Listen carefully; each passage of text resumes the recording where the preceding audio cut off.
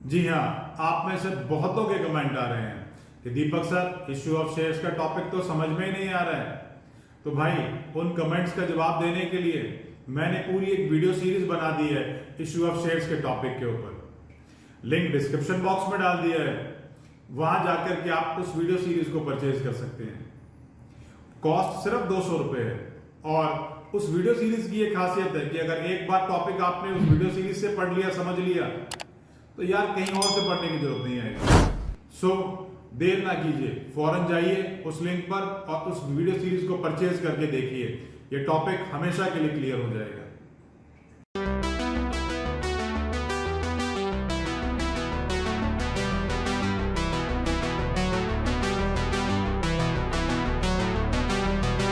Question में क्या दे रखा है? क्वेश्चन में लिखा है Alpha Limited issued 5,000 shares of rupees 100 each at par. The amount was payable as under 25 rupees application पर, allotment पर 25 रुपए, 20 रुपए फर्स्ट कॉल पर और 30 रुपए फाइनल कॉल।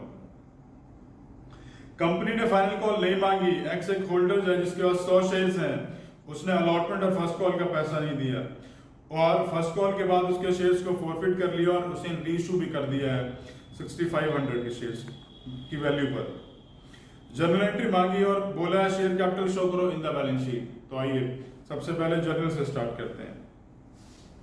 5000 शेयर्स के ऊपर 25 रुपए की एप्लीकेशन है, तो पैसा कितना आया हमारे पास? सबसे पहले उसके लिए एंट्री करेंगे।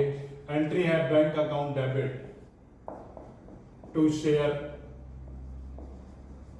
एप्लीकेशन। अमाउंट कैसे आएगा? 5000 शेयर्स हैं और 25 रुपए का अमाउंट, तो अमाउंट हो गया 1,25,000। आइए इस पैसे को अब मैं शेयर कैपिटल से शेयर कैपिटल में ट्रांसफर कर दूं, तो एंट्री हो जाएगी share application account debit to share capital.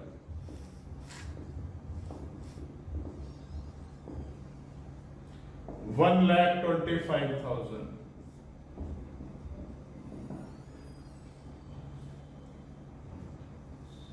आइए अलॉटमेंट मांग लेते हैं। यहां मैंने ना तो जर्नल का फॉर्मेट बनाया है और ना ही मैं नरेशन लिख रहा। प्लीज ये दोनों काम आप लोग कर लीजिएगा, इसमें कोई मुश्किल नहीं है। Share allotment account debit to share capital.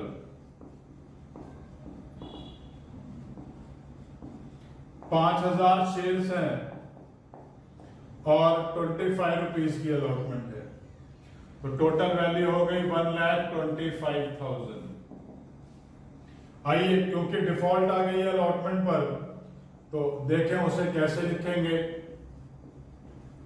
Bank account debit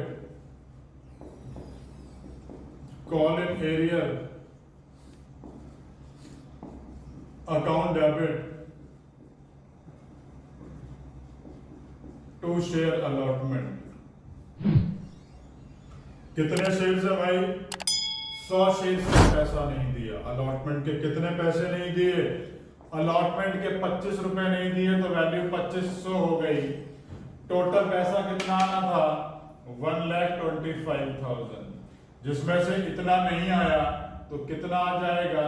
1,25,500। आइए शेयर फर्स्ट कॉल को कॉल कर लेते हैं। Share first call account debit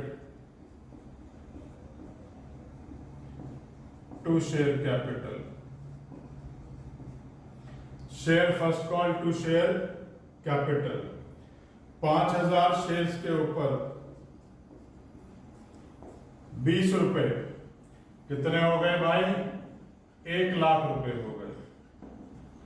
ये पैसे हमने फर्स्ट कॉल के नाम के कॉल कर लिए।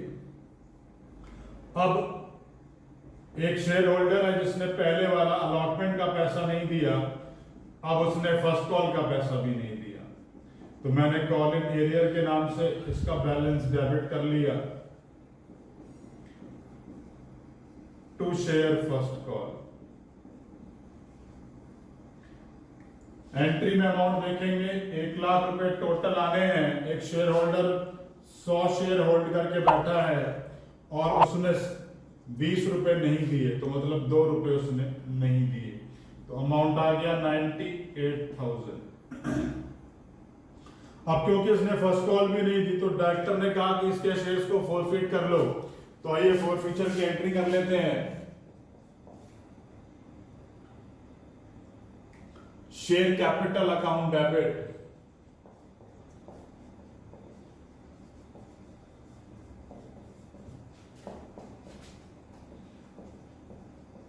To share forfeiture, share capital account debit to share forfeiture to call in arrear. अब कितने शेयर है? 100 रुपए। फाइनल कॉल तो मांगी नहीं, फाइनल कॉल कितने की है? 30 रुपए की। अब 100 रुपए के शेयर में से 30 रुपया नहीं मांगा, तो कितने पैसे मांगे हैं? 70 रुपए। अमाउंट कितना हो गया? 7,000। अब बात करते हैं फॉरफीचर और एरियर की। तो सबसे पहले एरियर देखेंगे। कॉलिंग एरियर कितना है? 2500। यहां कॉलिंग एरियर कितना है? 2000। कितना हो गया टोटल? 4,500। और बाकी डिफरेंस 2500 रुपए यहां डाल देंगे। तो ये मैंने शेयर फॉरफीचर की एंट्री कर ली। आइए आगे चलते हैं। Bank account debit, call in arrear, sorry forfeiture नहीं, रीइशू की एंट्री है भाई। रीइशू के उसने क्या लिखा है? रीइशूड एट ₹75 हो 6,500। तो बैंक के आगे 6,500 टू शेयर कैपिटल। अब क्वेश्चन में कोई बेस मेंशन नहीं है, तो बेस क्या लिया जाएगा? Called up in the entry of forfeiture. कितने के शेयर्स माने जाएंगे? इतने अमाउंट के। जब क्वेश्चन में हमें शेयर का कोई बेस मेंशन नहीं होता है, जैसे फुल्ली पेड हो गया या पेड अप हो गया, तो हम लोग लेते हैं called up in the entry of share forfeiture. और कॉल्ड अप की वैल्यू कितनी है? 7,000। 7,000 के शेयर को 6,500 में सेल कर दिया, तो क्या जाएगा? यहां डिफरेंस बच रहा है डेबिट साइड में, मैं उसे लिखूंगा शेयर फॉरफीचर अकाउंट डेबिट। आइए आगे चलेंगे। अब कैपिटल रिजर्व में अमाउंट ट्रांसफर कर लेते हैं शेयर फॉरफीचर में से। Share forfeiture account debit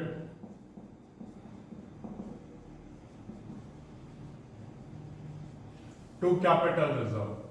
share forfeiture का बैलेंस कितना है? 2500 रुपए बैलेंस है, और इस 2500 में से शेयर फॉरफीचर कितने से डेबिट हो गया? 5,000 रुपए। अमाउंट कितना हो गया? 2,000।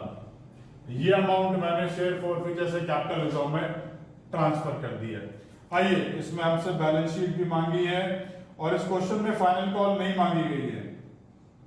तो आइए सबसे पहले बैलेंस शीट बना लेते हैं। अब बैलेंस शीट में जो सबसे पहला हेड आएगा वो है इक्विटी एंड लायबिलिटी। इसके बाद मेन हेड है शेयर होल्डर फंड, क्योंकि हमें शेयर कैपिटल ही रिफ्लेक्ट करनी है बैलेंस शीट के अंदर, तो ये मैंने शेयर कैपिटल लिख दिया।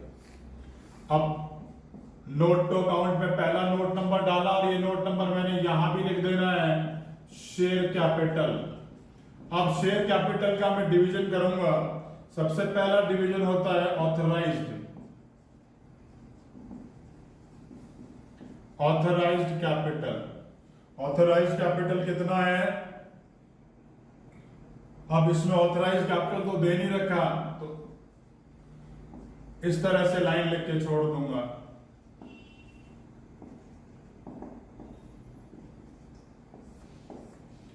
Dash equity shares of rupees dash each. ठीक है जी। सेकंड में लिखूंगा इशूड कैपिटल।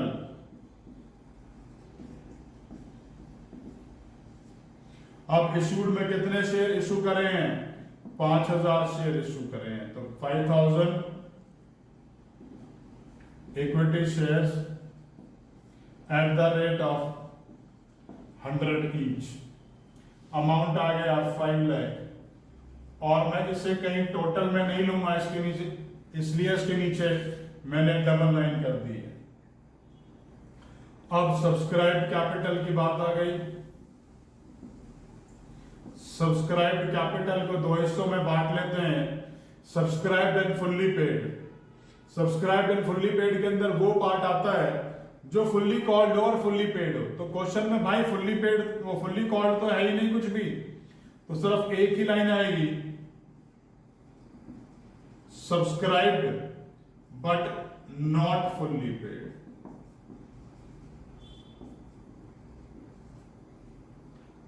अब कितने शेयर हैं? 5000 शेयर्स। इस 5000 शेयर्स में एक बात समझेंगे, 100 शेयर्स आपने फॉरफीट भी करे और 100 ही रीइश्यू करे हैं, इसलिए बैलेंस 5000 का 5000 ही रह गया। 5000 equity shares at the rate of 100 each, sorry called a value लूंगा 70 ईच, तो ये वैल्यू आ गई 3,50,000। यहां पर लिख देता हूं भाई 70 जो है वो कॉल्ड अप है। तो ये मेरी शेयर कैपिटल की वैल्यू है जिसे मैं बैलेंस शीट में शो करूंगा, 3,50,000। और फाइनली क्वेश्चन इसी तरीके से करना है। क्वेश्चन में कोई भी डाउट है नीचे कमेंट बॉक्स में कमेंट कर सकते हैं। वीडियो अच्छी लगे तो लाइक बटन जरूर प्रेस किया कीजिए, इससे मुझे मोटिवेशन रहती है।